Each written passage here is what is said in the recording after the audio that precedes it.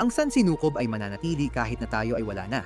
At ibig sabihin nito ay mamimiss natin ang ilang talagang mahahalagang pangyayari. Nabanggit ko na sa channel ang mga kaganapang mangyayari sa malapit na hinaharap. Mga bagay tulad ng asteroid na tatama sa daigdig at pagkawala ng singsing ng Saturn. Ngayon, nais kong mas lumalim at mas lampasan pa ang dati nating narating.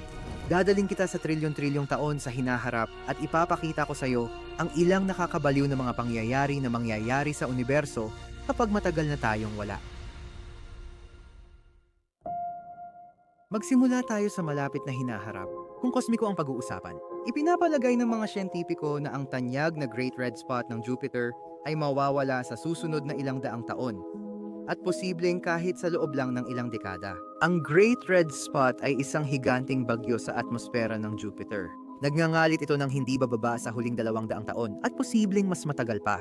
At talagang ibig kong sabihin, napakalaki. 1.3 beses itong mas malapad kaysa sa daigdig at nagdudulot ito ng mga hangin na umaabot sa halos 1,000 kilometro bawat oras. Dati mas malaki pa ito noon. Noong dekada 1,800 mga 4 na beses itong mas malaki kaysa ngayon at patuloy pa rin itong lumiit taon-taon habang ang mga bagyo sa Earth ay tumatagal lang ng ilang linggo. Itong bagyong ito ay nagngangalit na ng daan-daang taon. At balang araw, malamang kapag wala na tayo, tuluyan ng mawawala ang bagyo. Kung tatalon tayo sa taong 50,000, magsisimula nang pumasok ang Earth sa isang nakakatakot na panahon. Ngayon ay nasa interglacial period tayo, ibig sabihin panahon ito sa pagitan ng Ice Age. At kapag natapos ito, talagang lalamig ang lahat. Sa darating na libu-libong taon, babagsak ang pandaigdigang temperatura at malaking bahagi ng hilagang hemisphere ay matatakpan ng glacier. Lalawak at lalaki ang mga yelo sa buong mundo. Tatakpan ng malaking bahagi ng hilagang Amerika, Europa at Asya. Ang lumalawak na glacier ay mag-iimbak ng malaking tubig, kaya bababa ang antas ng dagat ng hanggang 100 metro. Lilipat ang populasyon ng ekosistema sa may init na klima malapit Ecuador habang lumalaki ang disyerto at lumiit ang tropikal na kapaligiran. Magkakaroon ito ng malaking epekto sa tao dahil mas mahihirapan ang agrikultura at magiging issue sa buong mundo ang malinis na tubig. Siguradong mangyayari ito balang araw sa hinaharap. O baka naman hindi. Ayon sa mga siyentipiko, maaaring maantala o hindi na mangyari ang susunod na panahon ng yelo dahil sa pagbabago ng klima na gawa ng tao. Baka sa panahong iyon may teknolohiyang na-develop para mabawasan ang epekto ng natural na siklo. Sa totoo, masaya akong hindi natin ito mararanasan. Sa napakalayong hinaharap, 50 hanggang 100 milyong taon mula ngayon, muling magiging luntian at tropikal na paraiso ang Antarctica. Tama, narinig mo ng tama. Parang walang masyadong nagsasabi na dati ng tropical na paraiso ang Antarctica na may klimang tulad ng modernong Italia. Dati ang Antarctica ay tulad ng ibang kontinente ngunit kalaunan, lumipat ito patimog sa loob ng milyon-milyong taon. Tumagal ng halos 100 milyong taon ang paglipat na ito. Kasabay ng pagbaba ng carbon dioxide sa mundo na nagdulot ng paglamig ng planeta. Pagkalipas ng 34 na milyong taon, huminto na ito sa paglalakbay. Dahil dito, nabuo ang isang makapal na yelo sa ibabaw ng kontinente na nagbigay sa atin ng Antarctica na kilala at minamahal natin ngayon. Bakit ko nasabing pwedeng maging berde ulit ito? Mangyayari lang ito kapag natunaw ang yelo at lumabas ang lupa sa ilalim. Para mangyari ito, kailangan lang talaga nating ibalik ang oras. Kung magdudulot ang pagbabago ng klima ng mas mataas na antas ng carbon monoxide, dalawa sa hinaharap, tiyak na magsisimulang matunaw ang yelo at malamang na magsimulang bumalik pahilaga ang kontinente.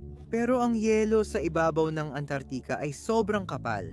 Halos 5 kilometro ang kapal sa ilang bahagi. Kung matunaw ang lahat ng yelo, tataas ang dagat ng mahigit 60 metro at magdudulot ng matinding pinsala. Kung mangyari ito sa loob ng 50 hanggang 100 milyong taon, posible tayong magkaroon ng bagong luntiang kontinente sa katimugang bahagi ng mundo.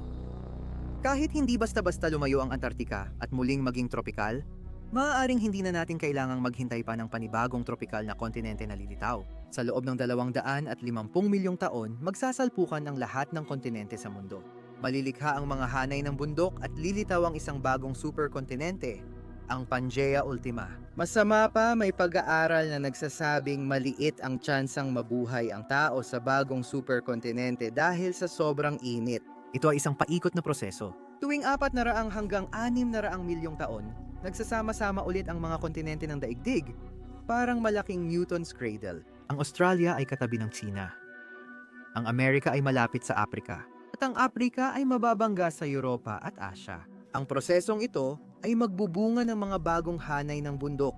Posibleng mas malaki pa sa Himalayas at bundok Everest. Nakakatakot kasi ang bagong kontinente ay magiging napakainit dahil sa carbon dioxide.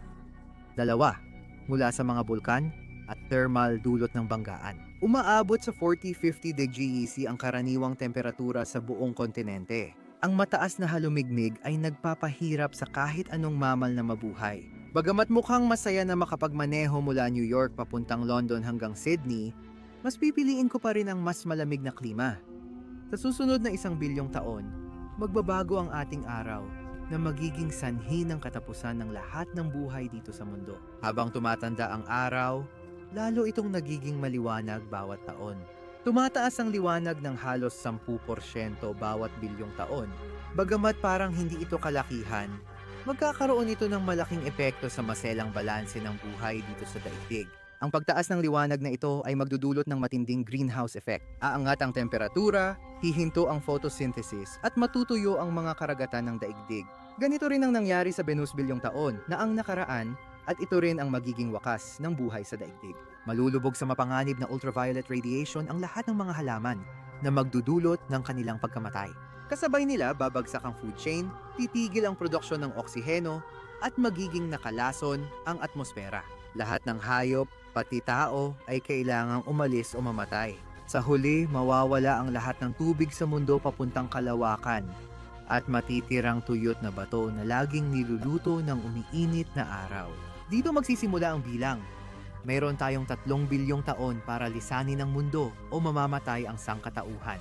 Kaya natin ito, lalo't nakadiskubre na tayo ng mahigit 5,000 exoplanet. Naipaliwanag ko na ito dati sa channel na ito, kaya panoorin ninyo ang mga video na yon. Pero sa susunod na 3 bilyong taon, kumpiyansa ako na makakatapak ang sangkatauhan at magsisimulang kolonisahin ng Earth 2.0. Malaking tagumpay ito sa kasaysayan ng sangkatauhan. Hindi na tayo malilimitahan sa isang bituin. Magiging isang multistellar na komunidad ng mga tao na malayang mag-explore. Huwag mo akong maintindihan ng mali. Mahirap ito at mangangailangan ng maraming oras, resources, at pagsisikap. Kung may 3 bilyong taon tayo at kailangan talagang lisanin ng daigdig, tiwala akong magagawa natin ito. Walang hanggan ang mga oportunidad na mapuntahan natin. Tulad ng mga planetang may singsing na 100 beses mas malaki kaysa kay Saturno. Mga planetang may pulang mga halaman, mga super habitable na planeta kung saan pwedeng umunlad ang sangkatauhan ng bilyon-bilyong taon. At marami pang iba. Makakahanap pa tayo ng mas maraming kamangha-manghang exoplanet sa paglulunsad ng bagong teleskopyo. Sinimulan na ng James Webb Space Telescope ang paghahanap ng palatandaan ng buhay sa ibang mundo. Ito ang Cosmic Microwave Background. Isang larawan ng unang liwanag na lumabas sa universo pagkatapos ng Big Bang.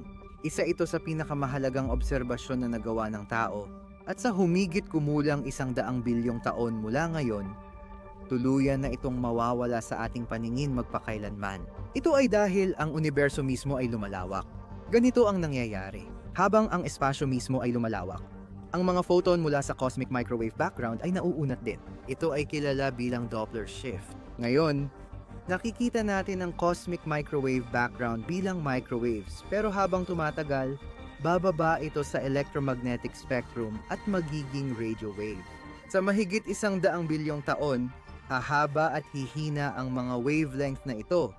Kaya kakailanganin ng teleskopyong kasing laki ng solar system para ma-detect. Dahil dito, balang araw, mawawala sa paningin ang mahina nating larawan ng Big Bang at mananatiling nakatago ang impormasyong iyon magpakailanman.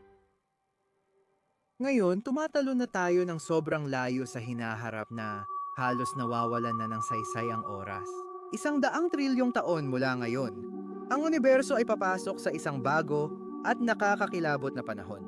Mamamatay ang mga bituin at mauubusan ng gatong, ilulubog ang kalawakan sa kadiliman. Ang mga bituin ay parang mga pugon ng universo, lumilikha ng mga bagong mabibigat na elemento, nagpapasiklab ng mga galaksya at planeta. Pero bawat bituin ay may hangganan lang na gatong.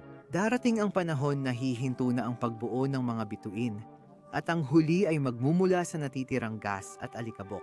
Mas malalaking bituin ay mas mabilis mamatay, habang ang maliliit na pulang duwende ay dahan-dahang nawawala ang liwanag. Dahil sa episyente nila, pwede silang tumagal ng 10 trilyong taon. Pero sa huli, matatalo pa rin sila ng panahon. Kapag wala ng mga bituin na nagniningning, magiging malamig at malungkot na lugar ang universo. Puno ng mga labi ng mga natirang bituin. Mga itim na butas, mga neutron star at maging mga itim na duwende.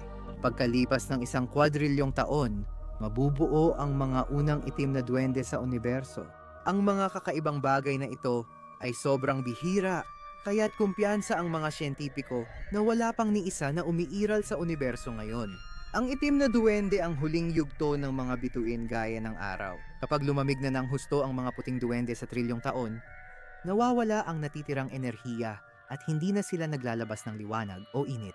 Sa oras na magsimulang lumitaw ang mga bagay na ito, sobrang lalaki na ng universo at sobrang lamig na kaya ang karaniwang temperatura ng buong universo ay halos umabot na sa absolute zero.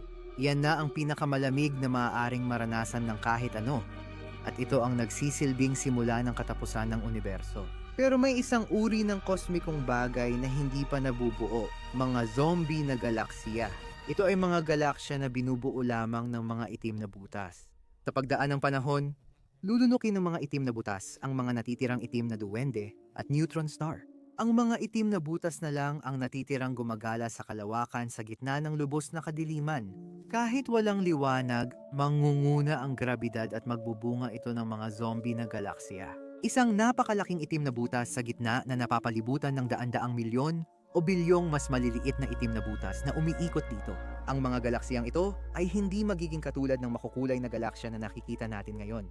Sila ay malungkot na paalala ng dating unibersong puno ng kagandahan at buhay. At pagkatapos, ang universo ay tuluyang matatapos. Ang mga itim na butas ay maglalaho sa pamamagitan ng Hawking radiation, ang mga proton ay mabubulok, at ang universo ay magiging malamig at tahimik magpakailanman. O hindi kaya? Ang katapusan ng universo ay isang napakalaking paksa, at may ilang iba't ibang paraan na pinaniniwalaan ng mga astronomo kung paano maaaring magwakas ang universo. Kaya sa tingin ko ay nararapat itong magkaroon ng sarili nitong video. Mag-subscribe ka para hindi mo ma-miss.